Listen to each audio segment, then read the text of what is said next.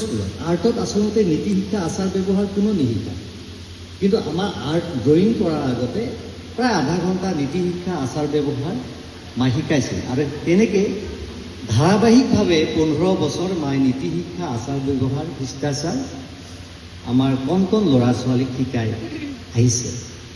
আৰু শেষত যেতিয়া আমাৰ ক'ভিডৰ পিছত আমাৰ স্কুলখন নলবাৰী ব্ৰাঞ্চলৈ গ'ল, তাত অকণমান আমি যেতিয়া দ্বিতীয় মহলাত আমি স্কুলখন ল'লোঁ, তেতিয়া মাৰ এটাই আপত্তি আছিল যে মোক ক্লাছ কিয় কৰিব নিদিয়ে। মাজে মাজে আমি ক্লাছ কৰিব দিছিলোঁ যদিও মাৰ আমি মনৰ কথাটো আমি গম পাইছিলোঁ যে মায়ে সৰু ল'ৰা ছোৱালী শিকাবলৈ খুব ভাবি আছে। আৰু এতিয়া কথা হ'ল মাৰ কথা ক'লেতো শেষ নহ'ব, তথাপিও মাৰ যে আমাৰ সাহস আছিল, সেইটো মই এনেই এটা সাধাৰণ ঘটনাৰ জৰিয়তে ক'ব বিচাৰিছোঁ।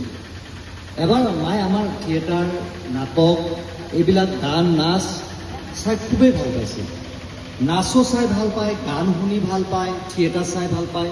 আৰু আমাৰ নাটক এমেশ্বৰৰ যি নাটক কম্পিটিশ্যনেই হওক প্ৰদৰ্শনেই হওক চাই ভাল পায়। ভৱেনপুৰৰ নাটক কম্পিটিশ্যন প্ৰতি বছৰে চায়, নিজে প্ৰতি বছৰে এখন এখন নাটক লিখে আৰু মোৰ হাতত তুলি দিয়ে।